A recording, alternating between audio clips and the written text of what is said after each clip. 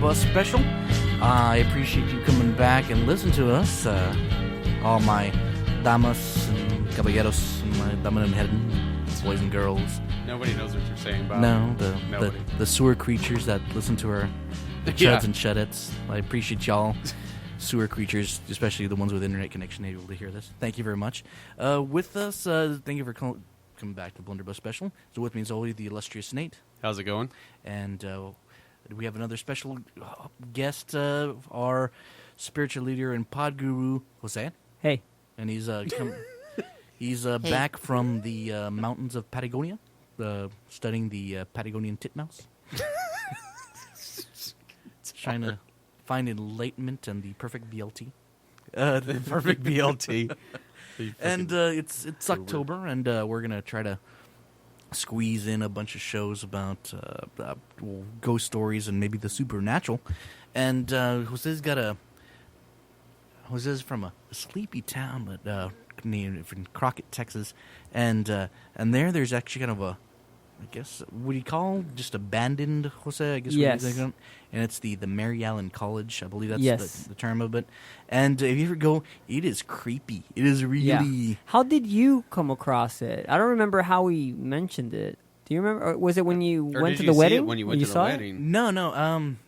After the wedding, I came back and I was just cruising around Crockett on Google search. Okay. And I found it that way. And I was like, wow, that building's very because it's a giant decrepit. It's decrepit. It's a giant brick building, and it's like. I was going to ask you. I kind of looked it up, and then I was asking you about it because it was going to be like they're going to turn it into a museum.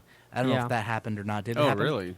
There's a lot of different things that it could have been, and the thing about that college is that for whatever reason. There's always a roadblock when it comes to that college where it's funding or there's legalities and it just doesn't prosper. And so it started as I don't remember quite. No, it was like the first female Negro college. Yeah, the first Negro college, yeah. And then it became like a liberal arts junior college. Yeah. And then it just got abandoned. Well, because it was, from what I'm aware of, it was damaged in a hurricane during the 60s. Mm-hmm. And they tried to repair it, but apparently it hit a bunch of legal roadblocks. Because people were suing because of all the, apparently, sexual assaults and apparently sexual harassment cases because, like I said, it was a female college. Yeah. So, that happens. So you have all that stuff going on. And then also... within the college, recently they wanted to make it a museum. Yeah, I saw that. That's actually how I found out because it was going to be like a coming soon the museum, but they didn't look like they had done any work on it. And you're married 2 years ago? It's 2 years ago. Yes, last August was 2 years. And from what I'm aware, they still haven't done anything. No, to it. and the last time that I heard anything from it, because I actually spoke to my wife about it and what she knew about it, and she said that. That now they're going to completely tear it down. Yeah. Well, I can imagine that building was... dilapidated. Oh, yeah. It was built in the 1930s, I believe? Yeah. No, it was maybe even earlier. Let me see. I have the... Or no, yeah. I'm sorry. I think it was the 1830s. Yeah, it was in the 1800s. Well, was it Crockett's, northeast of here? Yeah. Yes, Texas. And it's... 1924 was when the school initiated for the first time. And, of course, the thing is, Crockett's a little town. 1886, the Board of Missions for Freedmen of Presbyterian Church in the United States under the leadership of Group Secretary, the Reverend Richard Allen. So that's when building, I guess, began. I think he named it after his wife, I believe. Yeah. Mm-hmm. Yeah.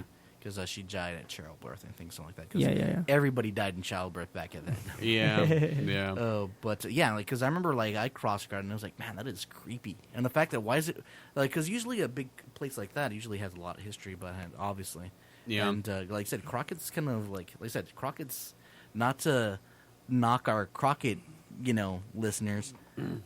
It's a sleepy little town, and it's always here's the thing about the place is that's basically the stuff that you can find online, and I mean by living there, I always passed it, and it was always kind of kind of creepy, you know, dilapidated, ominous, and it sits on top of a hill, and you literally can drive up this road, and it just looms up on you, and it's just weird. And when you're a kid and you have nothing to do, like that's like the place that all these kids gravitate to, and it's a spot where you're just like, oh man, I dare you to go in there, kind of thing.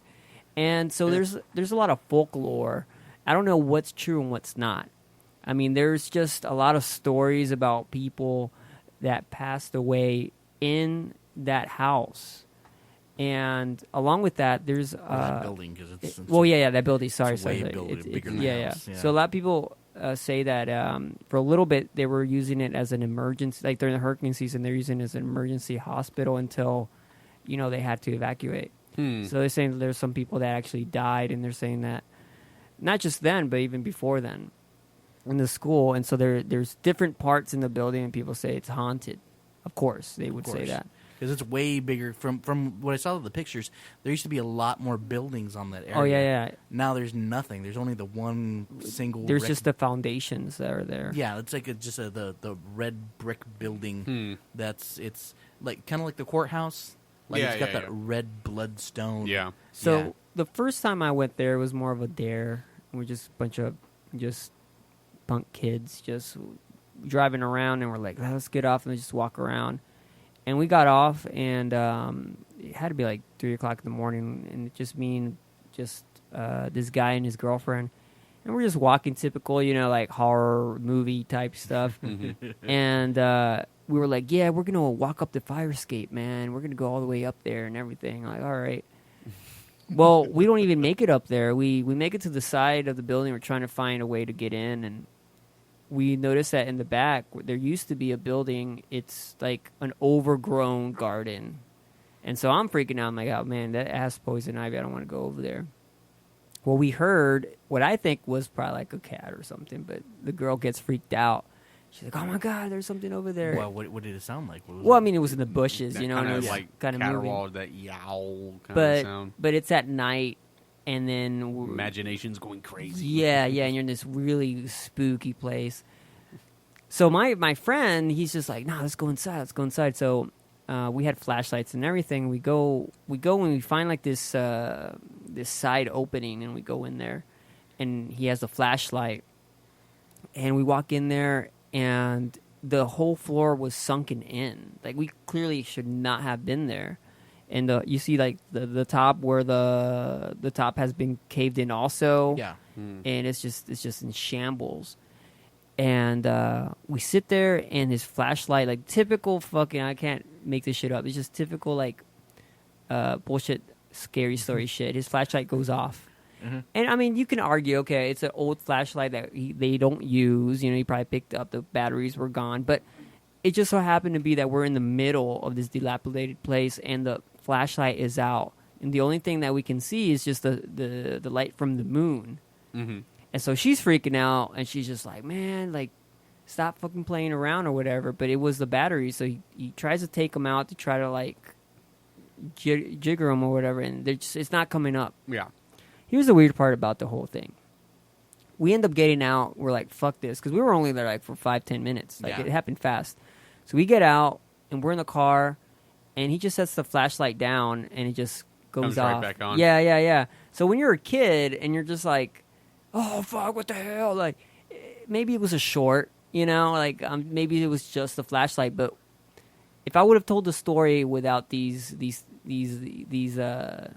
little anecdotes, you guys would have been like, oh, okay, he's making this shit up. But I promise you, we went in there, the flashlight stopped, and he was like messing with it, and then we get in the car, he casually just sets it on top, and just goes off. And she's just like, let's get the fuck out of here. Let's just get the fuck out. That was my first time I went there. Well, now I was dating my wife, and this is the second time I went there, and we decided to go in broad daylight. So I'm like, okay, like, I've already done this. It's not going to be scary on daylight. Well, as we're driving there, they're talking about how they're trying to make it into a museum. So I'm thinking, okay, because they had a construction crew out there for a while. And that's the weird thing, is that they've had construction crews out there doing something.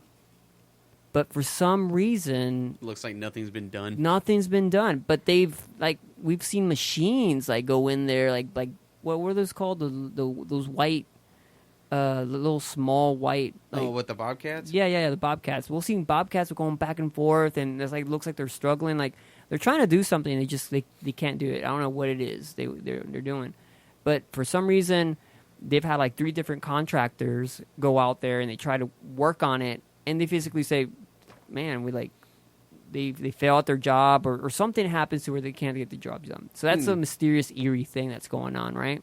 Something that keeps them from doing things over there. Mm-hmm. I guess they want to reconstruct something. They want to take a look at the foundation, or something happens to where they're just they can't finish the job.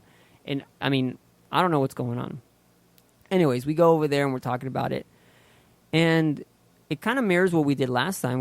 But it's just me, my wife, and her friend, and we're all walking. They're like, "Oh my God, it's a little garden." And we go back there, and it's it's all nice and whimsical, right? It's just like a Sunday morning, and Shan't we go to the garden? let's go to the garden, the haunted garden. Yeah. It's high tea time. That's exactly how I felt, because it's breezy, and there's beautiful flowers, and there was berries. It was crazy. So we go, and I show them where the hole is, and they start talking about how there used to be a crackhead that used to live in that house. Well, not the house, the Building. the yeah. building. He used Yeah. to live in the building, and how that was a big deal. He used to be apparently a big basketball star back in Crockett days, right out of high school, and then Went to shit. went to shit. So everybody sees him walking around everywhere. But now that's where he was, and he recently got arrested or whatever. So we're in there, we're trespassing, of course, and these girls, because it's daytime, we're walking through the whole thing. It's you're looking up and you're seeing just things that are broken that shouldn't be broken, and you're just oh man, this could fall at any moment now. Everything could just fall on top of my head. And these girls are just going everywhere. They're just checking shit out, and I'm just thinking of what it used to be. You're, despite the fact that it's daytime, you're still you get this weird vibe, Kind of edgy. this really edgy, weird vibe that something just messed up. So I'm getting kind of freaked out. I'm thinking, okay, how long can we be here? But I'm the guy in the situation. I don't want to tell them oh, let's go, right? Yeah. All of a sudden, I'm the girlfriend, right? Telling, oh, let's go. I'm afraid. Oh my God. So we make it. up. So we make it to the ladder, and I look at it, and it's all rusty, and it just looks it just looks shitty. And they just powered through it, and there was even stairs that were missing too. And they're just going up there, man. And we made it all the way to the top, and we saw the roof. And then both of them, when we were in the roof, like I said, it was a nice, sunny, breezy day, but it wasn't the breeze where it's because it's Texas. Yeah. So it's not you don't get that cold breeze. It's nice, sunny, kind of hot. Yeah. You're kind of a little bit musty. Yeah. As soon as we got to the top fire escape, all the way to the top, we're just kind of overlooking the trees, and we're really high up. And I'm looking down, and she keeps saying, "Are you okay? You okay?" I'm like, yeah. I'm nervous as fuck, because I'm I don't know how sturdy this shit is. Yeah. It's dilapidated for the Yeah. last, Yeah. 60, 70 years. Yeah. So I'm thinking, okay, we made it to the top, we conquered, let's get the fuck out of here. And I'm sitting there playing it cool, and all of a sudden, both of them go, "Did you feel that? Did you feel that?"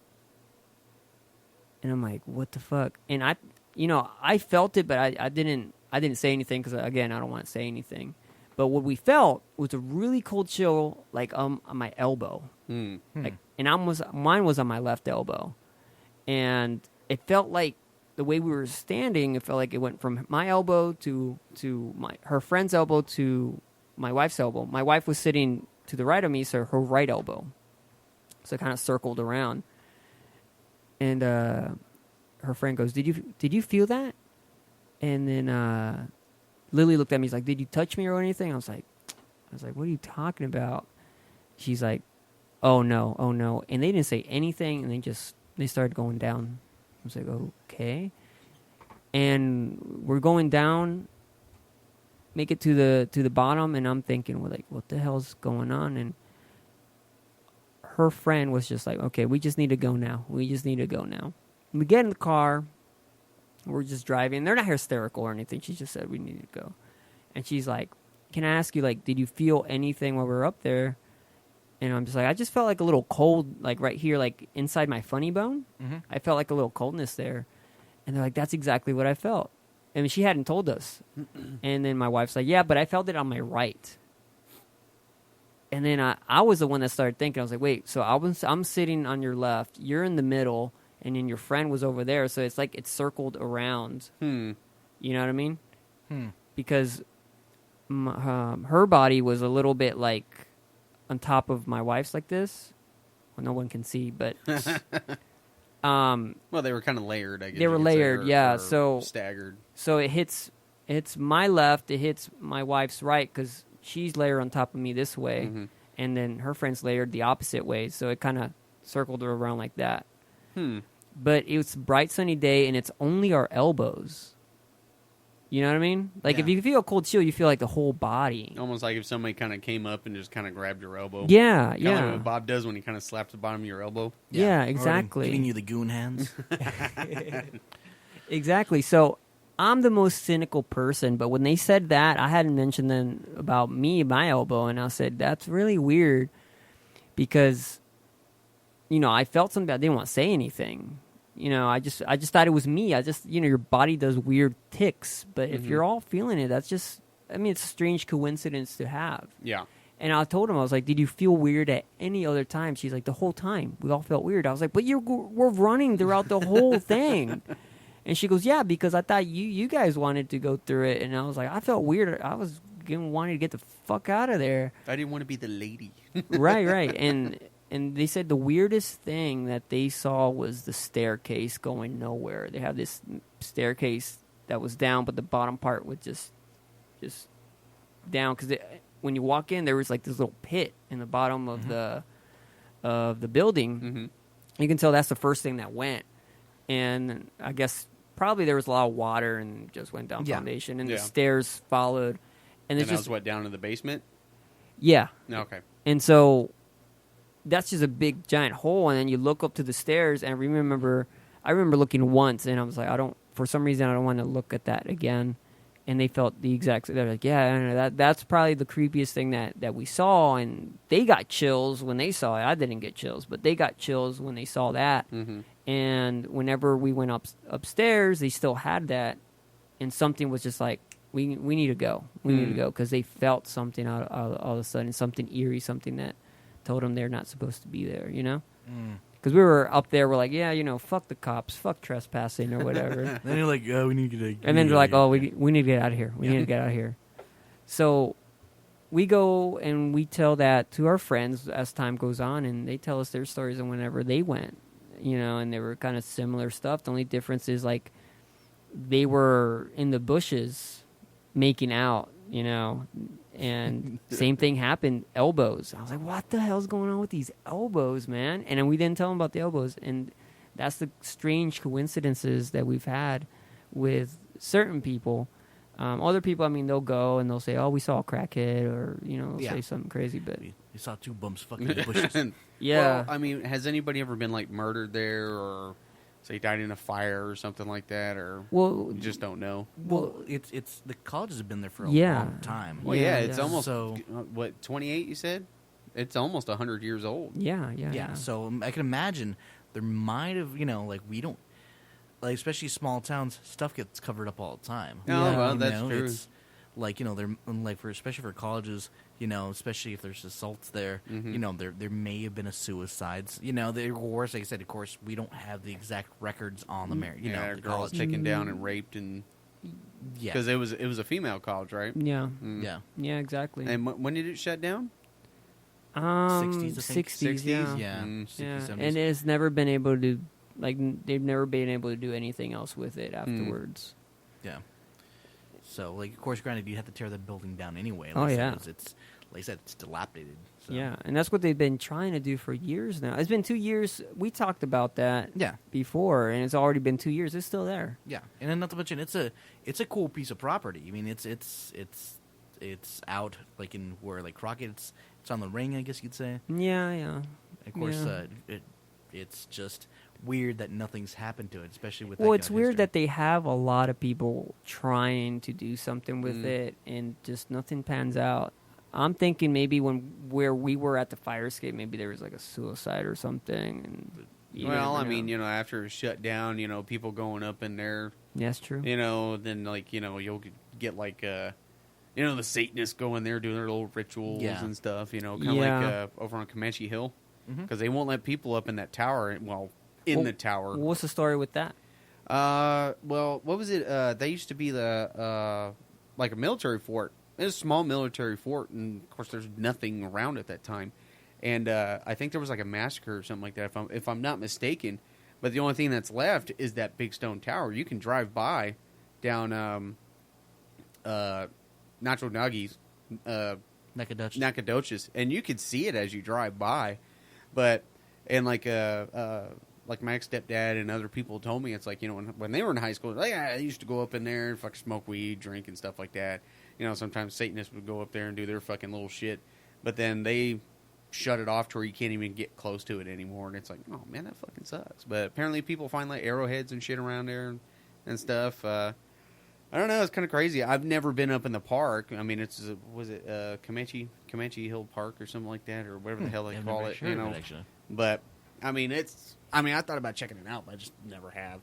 Well, see, I've never really believed in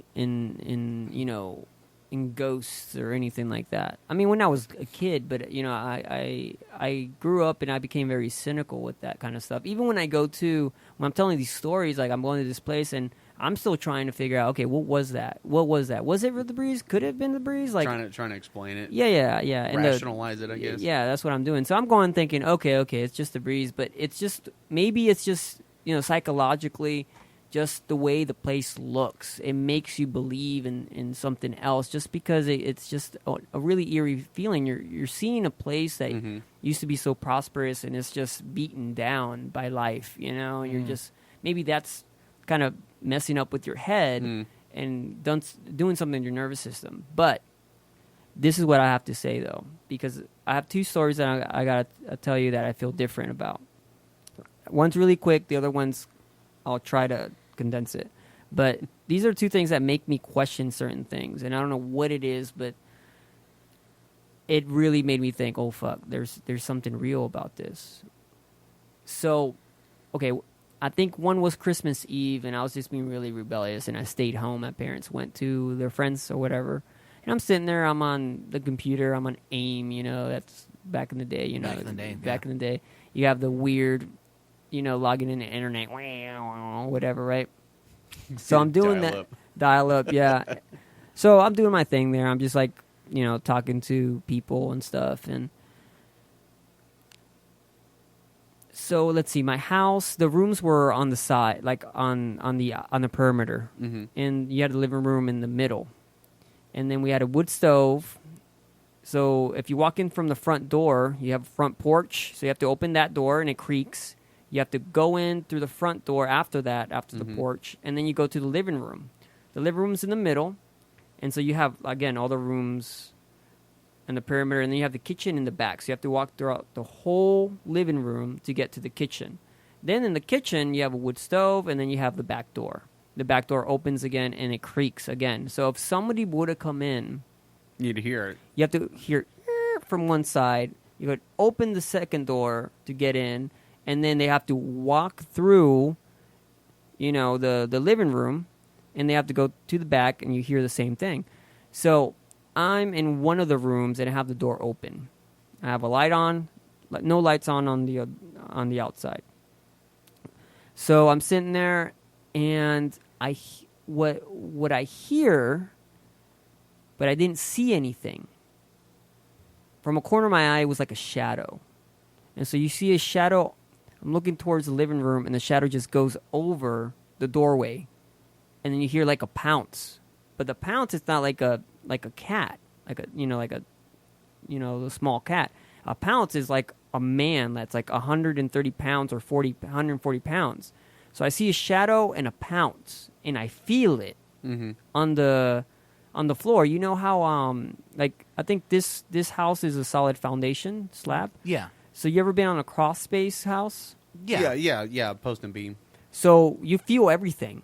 Like if someone jumps right here, you're gonna feel it here. Well, it's like homes with basements. It's Yeah. It's a wood floor Same and all thing. that. Yeah. So I feel it, and I hear the pounce, and my heart starts racing.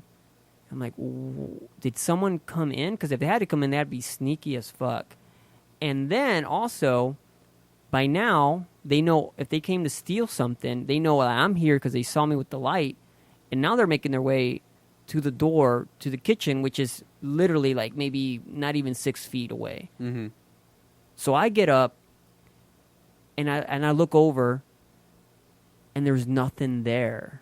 I look to my left because I can see everything. I can see the front door and I can see the back door, and there's everything. Everything's intact. And I'm thinking, what was that? It couldn't have been from the roof, because if they pounce on the roof, they pounce on the roof. But if they do it on the floor, they do it on the actual floor. Yeah. Unless it was in another room, no. But I saw a shadow. That's the weird thing about it. Yeah, because like floors like that, just like a second story floor. Like if somebody they're like heavy when they walk, Yeah, exactly. or like heavy footed, it's like you're gonna feel it, and you're gonna hear it. I mean, it's just one of those things. Yeah, so that was the first thing that got me thinking, was saying, "Oh man, what was that? Like, could that have been something supernatural that happened? Because I cannot explain that at all. Like, I could sit here and articulate things about the museum, but not this."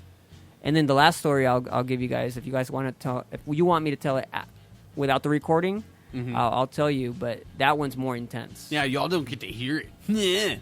Well, I don't know. You know what? We could probably save it for another show. That's We true. do that. When we have more time. All right. Well, when you're in town, you always got to be on sabbatical and shit all over the place. Yeah. I don't know when the next time bitch. the golden Zeppelin's gonna come in and drop you off and tell us the secret of enlightenment. All right, Nate, wrap it up. It's a good time. Yeah, I guess so. All right.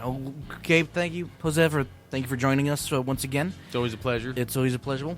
Listen to us, like, share, and subscribe. To the podcast and the Twitters and the TikTokers and whatever media social bullshit that we're trying to get onto. Of course, is with me the illustrious Nate. How's it going? My name is Bob. Thank you for joining us with this Blunder Special. We'll see you next week if we can. All right. Yeah. All right. Good job. That was good. You actually started in it early. Yeah. Well, I let you in it early this time.